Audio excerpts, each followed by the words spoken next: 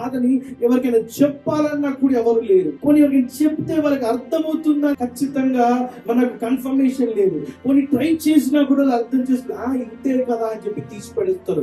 కొన్ని సందర్భాలు సన్నివేశాలు మన జీవితం ఇంతే కదా అని ఉంటాయి, కానీ ఆ బాధ పడేటోడికి తెలుస్తుంది. అలాంటి భయంకరమైన పెయిన్, అలాంటి అర్థం చేసుకునే పెయిన్, అలాంటి ఇబ్బందికరమైన పరిస్థితుల్లో కృంగి కూలిపోయి ఎంతో ఏడ్చి దుఃఖముతో వారి కన్నీరుతోని ఆ యొక్క పిల్లోసి తడిగా అయిపోయిన పరిస్థితులు ఉన్నాయి. కానీ ప్రియమంటున్నారు, బైబిల్ ఏం చెప్తుంది తెలుసా? దర్ ఇస్ వన్ పర్సన్, ఒక్కడున్నాడు. యోహాను సువార్త 14:16 నేను వెళ్ళిన తర్వాత తను వేడుకుంటున్నాడు, మీ వద్ద ఎల్లప్పుడూ, అంటే ఫలానా రోజున 2 గంటలు, లేకపోతే ఆదివారం రోజున 5 గంటలు, శనివారం రోజు 3 గంటలు కాదు అనేది ఎల్లప్పుడూ, అంటే ever lasting, every time, every moment, every second కూడా ఎవరుంటారు తెలుసా? సత్య స్వరూపి.